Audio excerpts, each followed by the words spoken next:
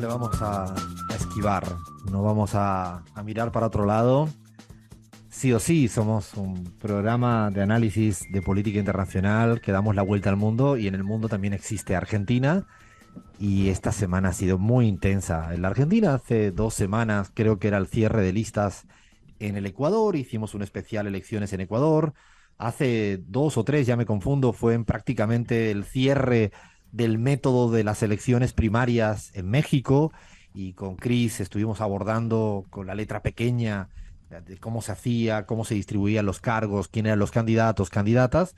Y hoy creo que amerita que abordemos el tema electoral en Argentina. Recordamos que hay unas primarias abiertas obligatorias, para esto nunca hay que perderlo de vista. Yo sigo pensando y sosteniendo que en esta elección las primarias abiertas van a seguir siendo unas primarias abiertas y no se pueden leer de ninguna de las maneras como una primera vuelta. Es decir, a diferencia de lo que ocurrió en el año 2019, que fungieron como primera vuelta porque había dos únicos candidatos muy claros, muy nítidos y confrontados los proyectos, el macrismo y una suerte de kirchnerismo ampliado. Y es verdad que cuando se dieron esas primarias abiertas obligatorias, la gente iba más bien pensando en que aquello era una hipotética primera vuelta. Yo creo que en esta vez no, porque hay tres grandes bloques electorales políticos en ciernes, ya no son dos, y además en uno de ellos hay unas primarias realmente muy importantes para dirimir quién es la candidata o el candidato presidencial. Hablamos de Juntos por el Cambio, hablamos de Patricia Bullrich y Horacio Rodríguez Larreta.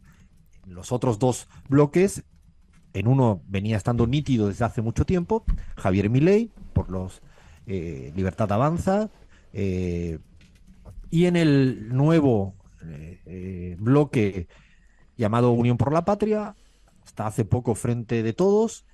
Ya creo que todo el mundo sabe que anoche hubo una sorpresa informativa y esto es como ¿no vieron muchas películas y series donde al final parece que le han disparado a alguien y está medio fallecido y después al final tú ya te piensas, ya está, ya falleció, ¿no? Y en la segunda temporada o en unos minutos después le pasó algo y resucitó y tú dices, ay, qué malo, por favor, pero ¿por qué no? Bueno, algo así, esta vez en términos de cinematográfico ha ocurrido porque efectivamente había habido un vídeo de del el actual ministro de Interior, Guado de Pedro, donde se había definido precandidato presidencial y creo que fueron 24 horas después donde salta la noticia informativa de que no sería ni Guado de Pedro ni Scioli los que disputarían la interna y acaba definiéndose que el candidato por unidad es el binomio ya conocido por Sergio Massa, actual ministro de Economía, y Rossi, actual ministro de la Presidencia, ¿no? El actual sería como la fórmula definida hasta esta hora. Y digo hasta esta hora porque no se sabe si todavía el caso de Juan Grabois, que ha estado permanentemente diciendo que si iba Guado de Pedro como candidato presidencial, él se echaba a un costado, así hizo en el momento que salió el vídeo. Es un dirigente social muy importante, que ha marcado una agenda programática muy clara, pero que tiene una definición también sobre su estrategia y lo había planteado en estos términos. Alfredo, Después, sí, te puedo interrumpir con un último claro, momento. sí, Acaba de claro. tuitear el ministro del Interior y ex precandidato presidencial Guado de Pedro.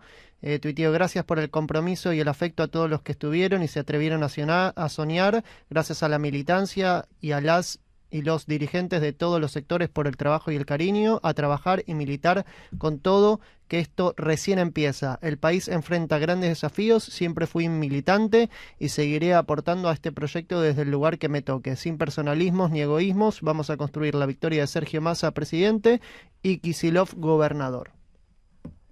Esto lo dice ahora y vamos a ir contando a medida que vayamos analizando, ¿no? Los hechos noticiosos que vayan surgiendo, pues que el ministro de Guado de Pedro, horas después, pues ya acepta y avala la fórmula de unidad, como no podría ser quizás de otra manera.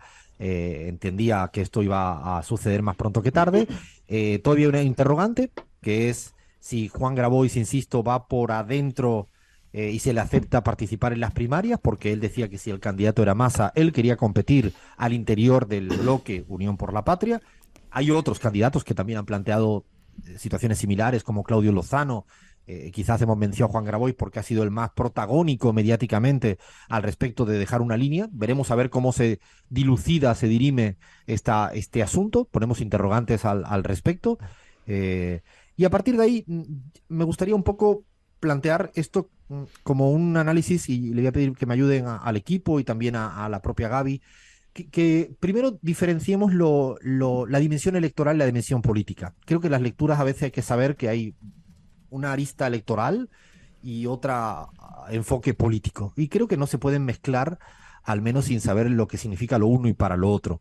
Uno puede decir, puede ser una fórmula que vaya a ganar, pero hemos visto muchas victorias electorales con derrotas políticas y derrotas electorales, por ejemplo, como el plebiscito en Uruguay, donde la calle Pou gana por la mínima para meterle un programa neoliberal y fue una derrota política, porque empiezan a ver casi los finales de su día o ciertas dificultades. Lo digo porque a veces no tenemos que obcecarnos con entender que todo ocurre en lo electoral y lo político. A mí me gustaría, a modo de provocación, y le quiero escuchar a la Gaby y también al resto, dejar como una suerte, no de titulares, pero sí de provocaciones, de reflexiones, de contradicciones, que esta vez no he improvisado. Esta vez, desde que anoche recibo la noticia y que no se pueden ni imaginar, y no voy a decir nombres y apellidos porque no me toca y no es mi estilo. Si fuera periodista seguramente lo estaría diciendo desde el minuto uno de juego, o si fuera tuitero, o si fuera exhibicionista, pero no. Pero lo que es cierto es que he recibido muchísimos comentarios de mucha gente sin entender absolutamente nada. Sin entender absolutamente nada desde afuera, gente que sigue la política argentina y con gran responsabilidad política. En todos los lugares con los que uno trabaja desde hace mucho tiempo, y lo digo para que uno pueda dimensionar el desconcierto que existe incluso en la clase política latinoamericana, ¿no? Para que quiere saber qué pasó. A mí no me importa tanto el por qué pasó. Esto se lo dejo a otra gente que la cuenta muy bien y que seguramente van a traer información de si se vieron en un pasillo, en en un hotel, o se lo dijeron por teléfono. Es información interesante, pero no es nuestro labor. Nuestro labor es un poco más analítico al respecto. Y voy a poner encima de la mesa algunos aspectos. El primero, lo digo, casi lo voy a leer, literal, no a leer, pero sí necesito la ayuda a memoria que me hice esta mañana. Lo primero que pongo encima de la mesa es una suerte de dilema que va arrastrando el kirchnerismo en los últimos años. ¿Y a qué le llamo este dilema o contradicción o tensión creativa? Y es la búsqueda siempre de un candidato no kirchnerista para ponerlo al frente de un espacio que tiene una mayoría kirchnerista. No sé si me explico con el trabalengua. Es decir, en el 2015 el candidato fue Scioli. No digo que sea anti-kirchnerista, no he dicho esto, pero no era estrictamente hijo del kirchnerismo. En términos identitarios, no hablo de que fue vicepresidente con Néstor, no quiero jugar a ese perderse en los laberintos de nombres y apellidos, sino en términos identitarios. En el 2015, Scioli fue el candidato. Un candidato no K, insisto, no he dicho anti-K, no K para liderar la fórmula kirchnerista. En el 2019 ocurrió algo similar. En el 2015 se perdió electoralmente y por lo tanto políticamente, en ese momento. En el 2019 se ganó electoralmente, pero yo me atrevo a decir que, visto los resultados a día de hoy, tampoco hubo una gran victoria política. Hubo idas y vueltas, sus más y sus menos. Con esto no estoy diciendo ni mucho menos que el gobierno del Frente de Todos tenga nada que ver con el gobierno hipotético que hubiera sido el macrismo en una versión continuada, ni mucho menos. Pero sí es cierto que hubo no una gran victoria política después de 4 años, porque ocurrieron muchas cosas, pero también porque hubo errores propios fuertes. Por lo tanto, y ahora, en esta tercera edición, otra vez un candidato NOCA para liderar el espacio con un centro de gravedad kirchnerista, pero no hablo de la cúpula, hablo de la militancia, del votante, es mayoritariamente K. Yo creo que eso es una ecuación muy difícil de resolver políticamente y electoralmente. Un segundo tema que lo dejo en el aire, es muy provocador. Yo creo que el kirchnerismo tenía la opción, y lo dejo en interrogante, y es una pregunta, no sé si se lo plantearon o no, de acabar siendo Morena. Me voy al ejemplo mexicano. Dicho de otro modo, dejar de ser el PRI y dejar de ser el PRD para acabar siendo algo emancipado absolutamente nuevo. AMLO incluso todavía usa muchos símbolos y valores del priismo, pero le ha puesto tanta identidad propia que hoy en día Morena es otra cosa. Y yo creo que el kirchnerismo estaba en esa tensión. Si no deja de ser nunca el PRI o si acudía a ser Morena. Me sirve el ejemplo mexicano con todas las diferencias habidas y por haber. Pero en esa bifurcación se encontraba en esta elección y creo que la elección de un candidato como Massa define que en este momento, al menos en este momento, parece que no va a ir a ser Morena en este momento, por lo que implica Massa en términos ideológicos. Luego me quedo pensando en un tercer elemento. Fíjense que esta mañana, con la noticia encima, me paraba a pensar que todavía le quedaba una carta importante al kirchnerismo y se llama Axel K., Axel Kicillof. Es decir, esa fuerte o importante victoria en provincia de Buenos Aires, liderado por una persona nítidamente K, podría ser el gran barco a flote del kirchnerismo como tal en los próximos tiempos. Después pueden dar muchas vueltas, pero me quedé pensando que esto todavía no hay que perderlo de vista. Otra cuestión, y ya voy terminando en esta ensalada un poco más de ejes analíticos, me quedo pensando si una fórmula unitaria siempre es la que garantiza la unidad. ¿Será que a veces una fórmula forzadamente unitaria es la que provoca la menor unidad posible? ¿Será que a veces que no existan unos pasos y que exista sí o sí una fórmula unitaria implica que haya cohesión? Yo esto, y después de haber visto los resultados del 2019 hasta la actualidad en la Argentina, pero podría irme a citar a Chile o podría citar a cualquier otro lugar, tengo muchas dudas si es Massa el que cohesiona la unidad del espacio, más allá de que sea una fórmula unitaria y que todos vayan a ir detrás de él, detrás de la fórmula en esta coyuntura electoral. No tengo duda de esto por responsabilidad institucional, pero no estoy hablando de eso. Estoy hablando de si una fórmula unitaria verdaderamente es sinónimo de unidad. Yo creo que no hay que perderse a veces con los juegos de palabras, los eufemismos y los eslóganes. Me acuerdo, y abro otro elemento, cuando el PSOE decidió que el candidato, el PSOE español, decidió que su candidato oficial fuera una persona y en cambio hubo alguien que desobedeció. Y hoy en día es el presidente de España. Pedro Sánchez no hizo caso a la cúpula dirección del PSOE. El PSOE había definido a una andaluza, Susana Sánchez, y Pedro Sánchez dijo, no, yo me agarro un auto, recorro España, desobedezco todo, sin salirme de los raíles de la institucionalidad de la interna del PSOE, y al final acabó ganando las primarias porque las bases no estaban de acuerdo con la dirigencia. A veces pasa. Lo digo para pensar también, no tengo certezas, tengo más dudas que otra cosa. Y lo último, al menos lo penúltimo o lo antepenúltimo, antes de abrir el debate, quiero escuchar a Gaby. Dejo una pregunta que me ha goteado desde que escuché la noticia. Y es casi un tuit, pero va más allá de un tuit. ¿Será que la rosca ha ganado a la política? ¿Será que se impuso la rosca a la política? ¿Será que la rosca acabó siendo un fin en sí mismo y no un instrumento? No sé, tengo muchas dudas abiertas, muchas dudas abiertas, muchas más que podría seguir citando. Hay otra que también me sale a modo de duda. ¿Y si esto fue la fórmula para cerrar la grieta? Me refiero a Massa candidato de la unidad, pero a lo mejor esa es la forma de cerrar la grieta que a mí no me gusta, cuando todo se desplaza hacia otro lugar ideológico. Que a veces las grietas se pueden cerrar de mil maneras, o no, se puede cerrar la grieta como se cerró en gran medida en Bolivia, escorándose hacia la izquierda al progresismo, se puede cerrar hacia el otro lado. En Morena se ha cerrado la grieta, es marginal lo que dice el PRI, el PAN, el PRD, pero lo dejo abierto y en carne viva un montón de preguntas que no sé si Gaby me ayudas a respondérmelas o quieres seguir añadiendo un montón de interrogantes en este tipo de análisis que queremos hacer un poco más sosegado. Bueno, yo inicialmente te pongo otro ejemplo, Alfredo, en relación a que lo que parece en los titulares de los medios de comunicación no siempre es lo que está sucediendo en la realidad.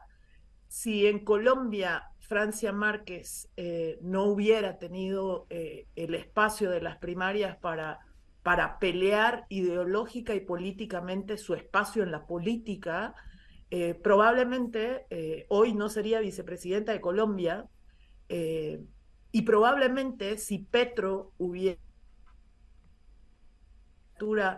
de a la vicepresidencia, como mucha gente pretendía, que se escore más al centro, que convoque a los votantes del centro, tampoco hubiera elegido a Francia Márquez como dupla.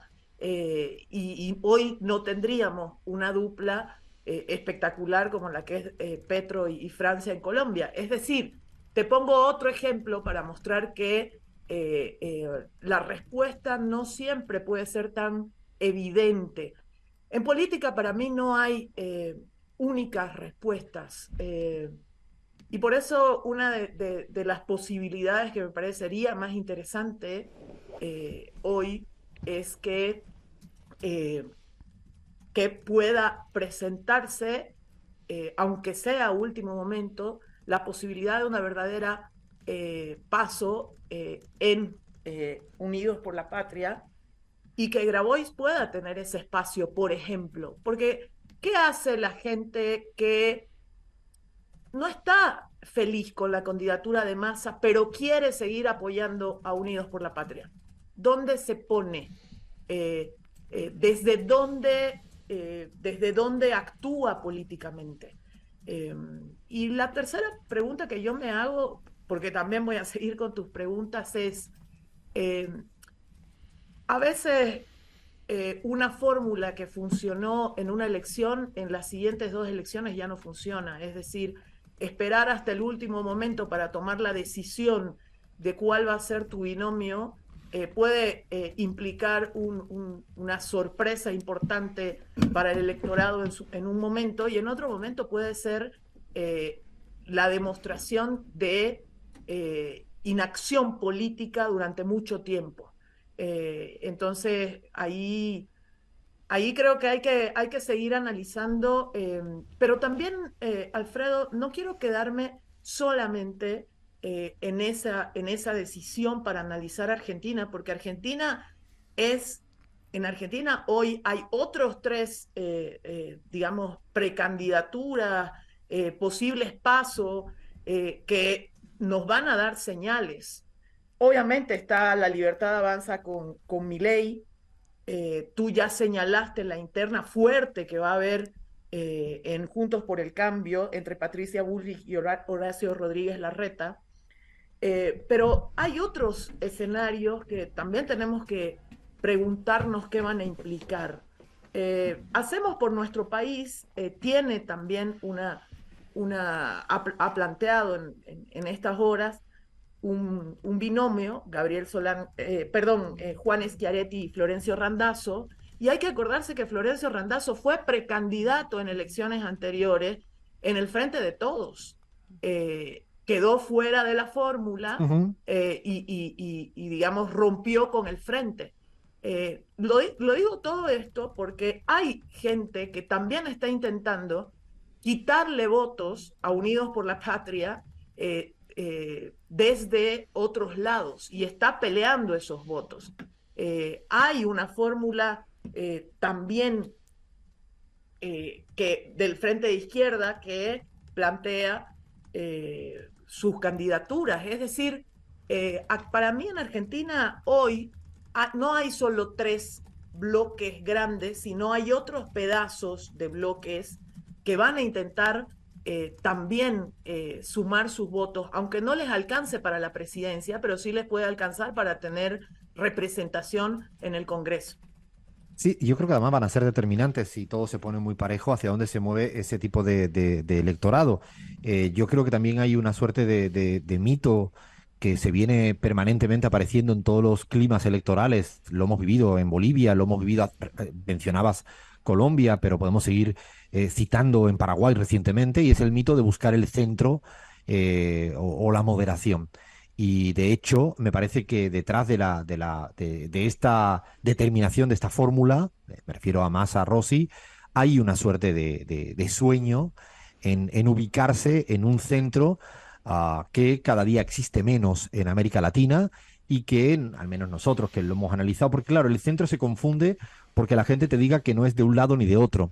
La gente al final es, como decimos siempre, a lo Lakoff, es biconceptual, tiene posiciones hacia un lado en algunas áreas y hacia otro lado en otras áreas. Esto no significa que haya una media aritmética que ocupe el centro político.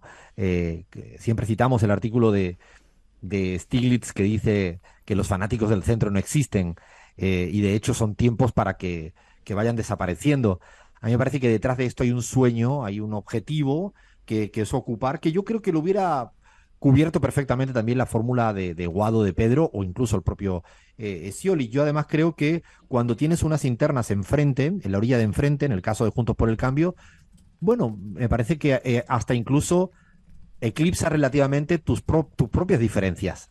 Es decir, no es lo mismo una interna solo en tu espacio y el resto ya tiene todo el mundo nítidamente, que también tiene unas internas muy fuertes. A mí me parece que eso también habría que evaluarlo. Creo que hay un desplazamiento, o mejor dicho, hay una suerte de haber comprado la agenda, o buena parte de la agenda mediática principal, que es que la sociedad argentina se ha derechizado. Nosotros en CELAC hemos demostrado de mil maneras que en Argentina la sociedad no se ha derechizado. Hay en algunas opciones donde sí tienes posturas más conservadoras, fundamentalmente en el tema de la seguridad, con muchas dudas en los temas económicos, pero que todavía quiere un Estado muy protagónico en muchas otras áreas, donde no quieren escuchar nada que tenga que ver con los asuntos de privatización en aerolíneas, en el litio, en las cuestiones de las eléctricas y podríamos seguir.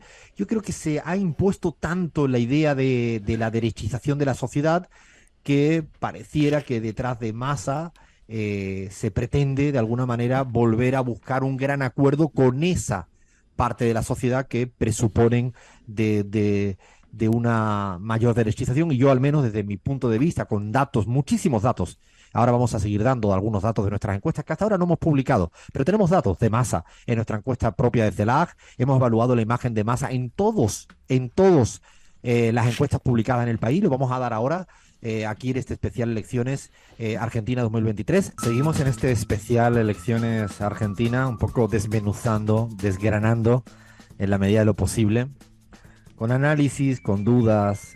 No somos de los que tenemos certezas para todo. Nos ponemos a interrogar, a dudar, y creo que es honesto, política e intelectualmente, más que decir yo ya lo dije, que no es nuestro estilo. No sabe lo de gente que este día me ha escrito yo ya lo dije. El yo ya lo dije, cada vez que alguien me dice el yo ya lo dije, me echo a temblar. Y dije, qué ganas de vivir en el pasado, ¿no? Tendrán, ¿no? Yo ya lo dije. No, son momentos como para pensar en voz alta, con respeto, no perdernos en el laberinto de nombres y apellidos, no perdernos en el laberinto de anécdotas que son menos prioritarias o menos relevantes, al menos para entender en perspectiva y en prospectiva lo que viene ocurriendo. Porque no ocurren las cosas de una manera u otra porque a última hora se acordó tal cosa en tal pasillo y tal persona le dijo. No ocurre nunca así. Las cosas son consecuencia de procesos y hay que intentar entender sobre todo dónde están las razones estructurales de lo que viene pasando. Yo creo que esta es la lectura que al menos nosotros y nosotras acá en la pizarra intentamos aportar con seguramente, y es fantástico y legítimo que haya puntos de no acuerdo de la gente que nos escucha, pero no creemos que cuando ocurre esto in extremis no es porque algo ocurrió in extremis que explica la totalidad de la definición. No creo que ocurra esto nunca así. Es más, a partir de ahora van a haber miles, millones de interpretaciones sobre si Cristina dijo o no dijo. Hasta el momento no ha dicho nada. Hasta el momento, cada vez que ha hablado, ha preferido hablar sobre horizontes políticos. Y creo que ha habido un exceso de interpretación en sus palabras, una sobreinterpretación de una foto a veces o de una frase sacada de contexto. Y justamente es lo que queremos entender. El kirchnerismo tiene una fuerza propia electoral, política en la Argentina. Es cierto que en este dilema que planteábamos de la búsqueda permanente de un candidato no K en términos ideológicos, en términos de matriz de valores, en términos de qué hacer con el Fondo Monetario Internacional, en términos de qué hacer en cómo resolver la inflación, si ir por la vía del ajuste fiscal o ir por otro tipo de vías más heterodoxas. ¿En qué van a hacer con respecto al litio? ¿En qué van a hacer con respecto a las eléctricas de cara al próximo año cuando se vuelva a cortar la luz y se abra simplemente un expediente y se quede en un expediente y la gente de la calle siga sufriendo la luz? ¿Qué va a pasar con la inflación? ¿Qué hacer con la inflación? Esto para mí yo creo que son los temas de mayor interés detrás de esto. Y yo creo que ya Massa, todo el mundo tiene muy claro lo que es. Massa no es un sujeto en política nueva. Quizás con Guado se podrían más discutir aspectos. Es como si uno me dicen Axel Kicillof es el candidato a presidente, todo el mundo sabe cuál van a ser las políticas económicas, cuál van a ser las políticas exteriores. Por ejemplo, esta mañana me paré a pensar cuál es la visión latinoamericanista de Sergio Massa. O sea, ¿cuál es la visión latinoamericanista de Sergio Massa? Hasta ahora lo he visto más acudiendo a otras instancias, por lo que fuere, ¿no? Por lo que fuere. Porque le tocaba, porque quería, porque es su trayectoria. Y yo estoy planteando cuáles son las relaciones bilaterales sólidas que tiene Sergio Massa en términos de política exterior para América Latina. Eso a mí es lo que más me interesa, más allá del nombre y apellido, o cómo se genera una fórmula, o si a última hora se dijo o no se dijo. La verdad que no. Me gustaría escuchar a Bahía, que creo que quería también aportar en este análisis complejo, insisto, no ordenado, pero no pretende serlo, algo al respecto. Sí, efectivamente, bueno, ordenado no, más allá de las últimas horas que vimos que tampoco lo fueron, para agregarte algunas cuestiones muy concretas, Alfredo, y también con lo que decía Gaby, me parece que también tiene que ver con esta fórmula no kirchnerista, pero es la primera vez después del 2015-2019 que en ninguno de los dos cargos hay un kirchnerismo más sólido en términos de ideológicos y demás, porque si bien Rossi acaba de decir que es kirchnerista, sabemos que venía más del lado del albertismo, por eso también es un poco la incertidumbre y coincido con vos que posiciona a Axel Kicillof como un bastión más sólido del kirchnerismo. Por otro lado, por supuesto, algo que tiene que ver con la rosca, que nosotros siempre lo venimos diciendo desde la pizarra, no sé, a ciencia cierta, digamos, me parece que todos y todas los que estuvimos implicados en la política estuvimos siguiendo al minuto a minuto que esto cambia, todavía faltan varias horas para que se defina finalmente todas las candidaturas, pero sí que está un poco lejos, a veces siento, de las preocupaciones reales de las ciudadanas y ciudadanos argentinos, ¿no? Seguimos como no entendiendo que también pasan por otros lados las preocupaciones reales. Y por último, Alfredo, en esto de la candidatura... Vaya, pero en Sí. este segundo punto que plantea que es importante, que hay una disociación permanente y preocupante de la ciudadanía en su cotidianidad con este tipo de discusiones. De hecho, lo hemos medido 1.000 millones de veces en CELAC cuando preguntamos aspectos que la ciudadanía no sabe ni por dónde, ni casos de ningún tipo. Pero en ese punto que tú que estás planteando, hay algo para mí que es sumamente preocupante con respecto a lo de la rosca, que lo decías, como que hay una guía, un raíl y otro, y es que inclusive me atrevo a decir que es que se habla demasiado, y lo voy a decir en un término que me gusta utilizar, House of Cardianamente, de la serie esta House of Cards, ¿no? Es decir, todo pareciera como se resuelve como si una secuencia de serie de Netflix. Estoy convencido que se sabe muy poco de lo que ocurre ahí y que además muy poco lineal y que es mucho más epistemológico, histórico, cultural, o sea, va menos, no se explica todo porque alguien le dijo al que le dijo, no, no, eso puede servir para una serie linda, pero no funciona tan así y creo que hay un exceso de hablar de lo que, y ahí el problema es que eclipsa la verdadera discusión política. Eso lo hablé con Gaby hace un tiempito en una cafetería en Buenos Aires de la preocupación que tenía con este exceso de interpretación de los hechos menos importantes. Yo un poco, ahí es donde yo quiero un poco, en esto aprovecho que me planteas lo de la rosca para quizá ponerlo de relieve para que ayude de alguna manera a entender lo ocurrido, más allá, insisto, de quién llamó a quién. Exactamente, Alfredo. Y por último, agrego otro dato. Nosotros analizamos mucho en la pizarra la política internacional esta idea de enfrentar al candidato de la derecha o de la ultraderecha con un candidato de centro o medianamente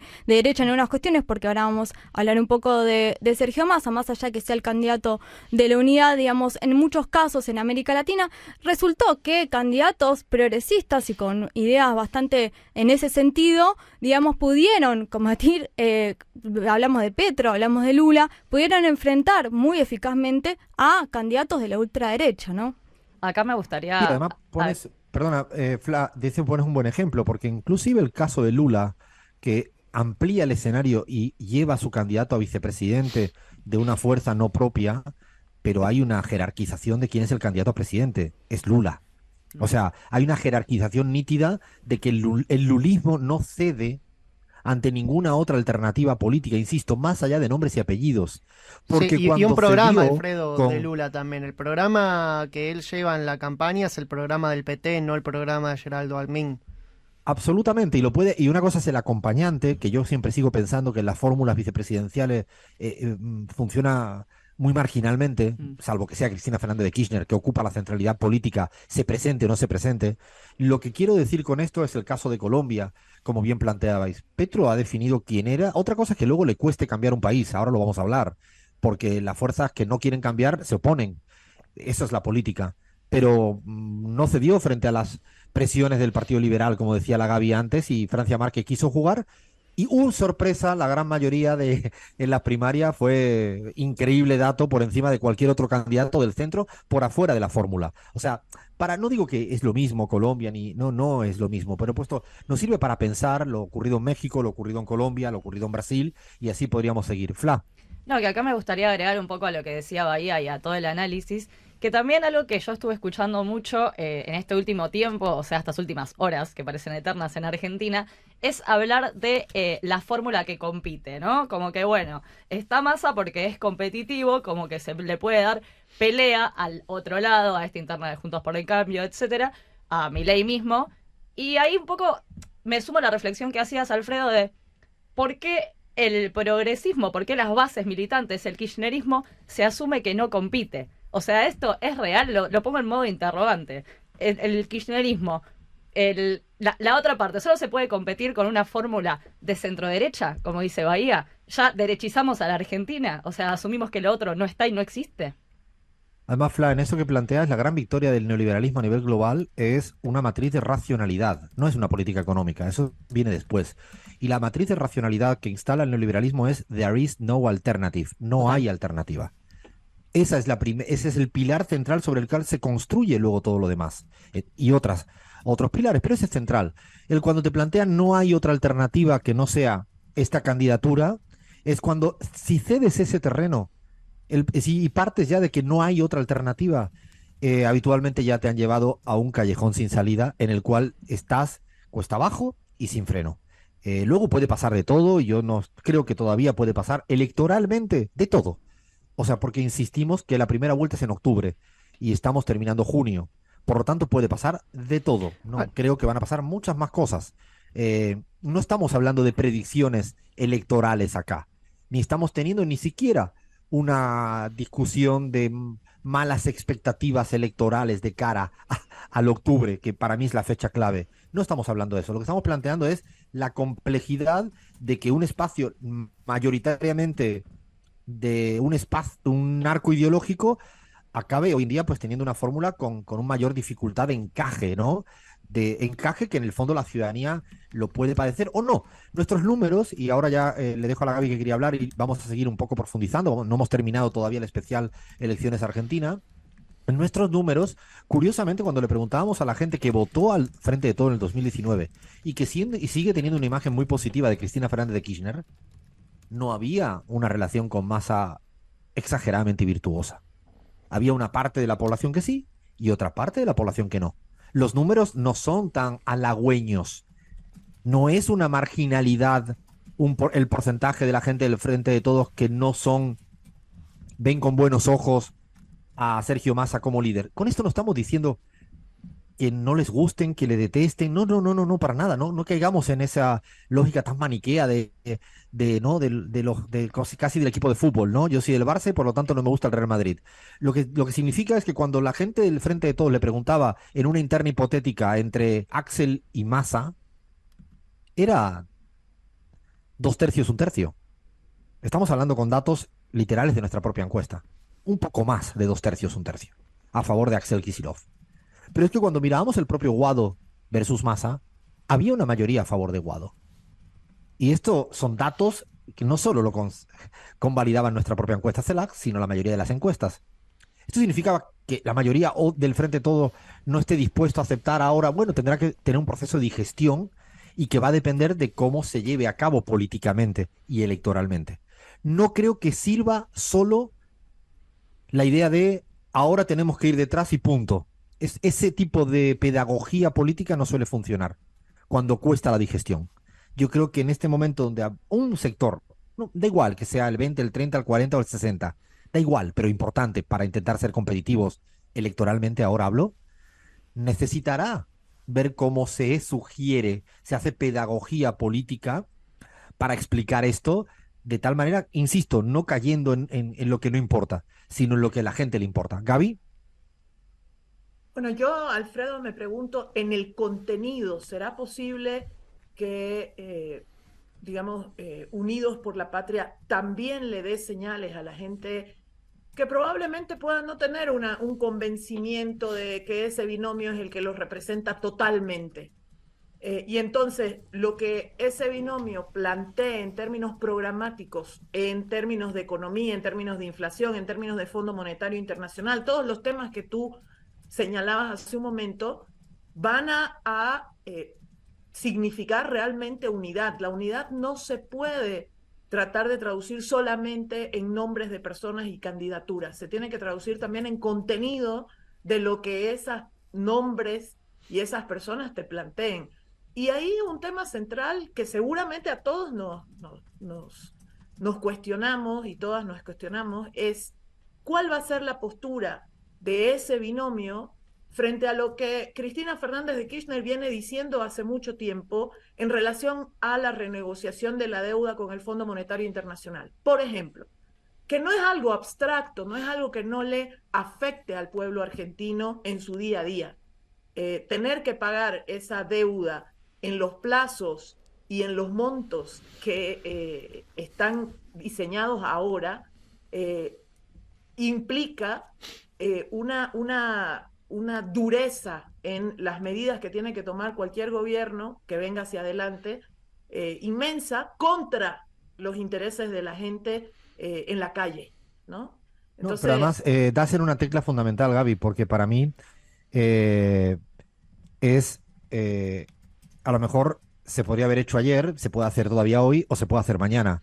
Es que rápidamente salgan 5 líneas rojas claves en términos ideológicos. A lo mejor eso provoca que esta digestión de a gente que le cae mejor o peor, que le gusta más o menos, que se entusiasma más o menos, que se decepciona más o menos, pero seguramente si establece que esta es la postura con el FMI, que esta es la postura con el litio, que esta es la postura con el tema salarial. A lo mejor quizás, si esto sale ya, sale ahora, sale mañana, yo creo que esto es fundamental, ¿no? Es más que fundamental. Bueno, viene una tanda, vamos a seguir hablando de Argentina.